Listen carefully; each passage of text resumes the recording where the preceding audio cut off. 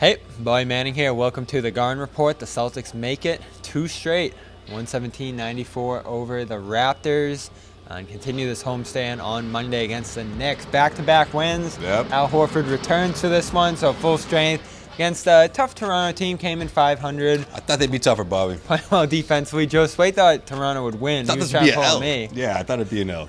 And instead, Jason Tatum, Jaylen Brown, Kristaps Porzingis all scored 20 points. Combined well, connected well. I looked after Josue. The Celtics only had 9 fast break points in this one. Yeah. Played in the half court for pretty much the whole game and produced 120 points per 100 in the half court. So this was easily their best half court performance all year, and you could see it. Yeah. Porzingis hitting Jaylen back door. Right. Porzingis hitting threes. Tatum getting to the rim at will. They did it all offensively in this one. I thought it was interesting at halftime. It was almost right down the middle, right? It was, 40 attempts or around there, 23-point shots, or maybe it was 42, somewhere around there, but it was almost like 2020, yeah. 2020, right? It was almost like right down the middle, and I was like, that's exactly what the offense should look like when the three-point shots are falling, right? Like, that's the caveat there, right? When they're falling. When they're not falling, you want to see the Celtics adjust. You want to see them, adjust on the fly, but in the sense where you're getting more high percentage looks. But in a game like this, again, when the three-point shots are falling, that's a perfect balance. And you got Porzingis starting things off in that first quarter, I felt like, and then it was Jaylen, and then came Tatum in that second half. So these guys sort of taking their time, or at least taking their turns, but it isn't in the sense of, okay, it's your turn, and then I go. Okay, now the next quarter, you're going to take over, and then I'm going to take over. No, it's just reading the defense and finding the open guy, making the extra pass. And in that first quarter, it just happened to be Porzingis, whether it was down low with Podol, playing one-on-one. I thought he did a really good job of getting him out of his comfort zone, forcing Podol to play him outside of the paint, putting the ball on the floor. Like, all of that started to wear down the front court, and then came Jaylen, then came Tatum, and before you know it, the Celtics are up by 20 points. That was huge for Porzingis, and he took a bunch of shots inside, made them all. I think he went 6 for 6 in the paint. Right. Ended up with 14 shots, hit a bunch of threes, and made passes. And his connection with Brown, I think, is so important because we talk about how some guys going to be left out game to game, and he had 4 shots last game. But he's able to get his in this game, and with his passing, make sure Brown got his too. So all 3 scorers were able to contribute in this one, get looks, get time with the ball in their hands, and he was a big part of that. He's the guy who connects everything. He's the guy who frees others with screens, and Mazzulla gave him a lot of credit after last game for the screening that allowed others to score, even though he only shot 4 times. This was Kristaps Porzingis to only having 4 shots yesterday. Honestly, for me, as long as we're playing the right way, it doesn't matter if I get those shots or I don't. I enjoy just drawing attention. If I'm setting a good screen for my teammate, rolling, and then drawing more attention, and somebody's getting open three, I love that. I love those kind of things. So for me, it doesn't really matter as long as I feel like we were playing the right way.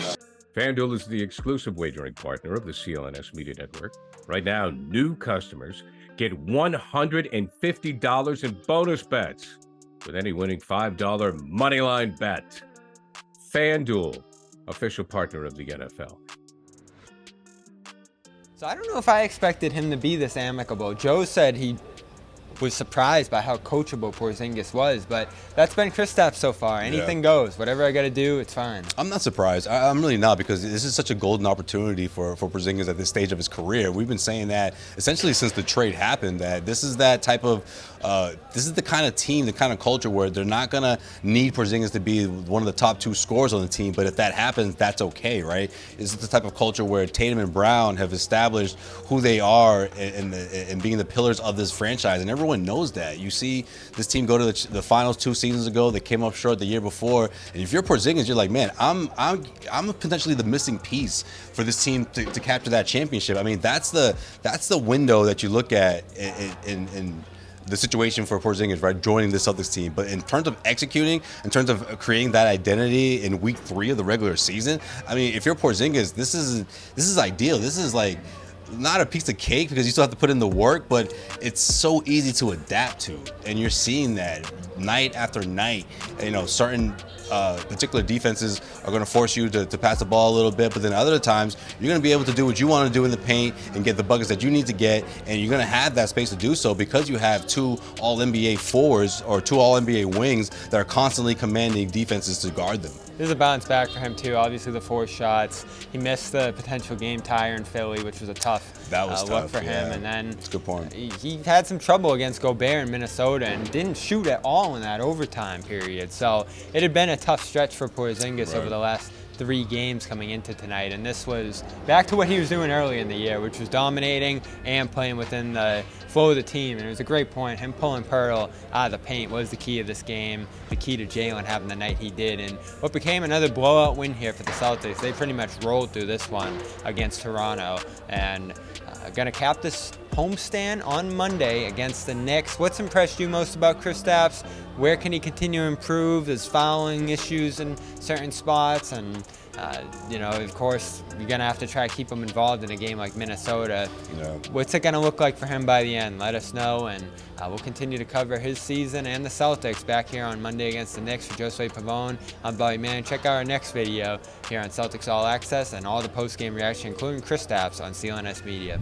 HelloFresh makes it really, really, really easy to make sure that you're maintaining and eating real food as opposed to just reaching into the cupboard and grabbing whatever you can on the go. And it's terrific. And again, if you don't have the time to shop and to do all of the prep work, HelloFresh is the way to go. Go to HelloFresh.com/CLNS50. That's HelloFresh.com/CLNS50. Use the code CLNS50, 50% off plus free shipping. It's a really good deal. Once again, America's #1 meal kit.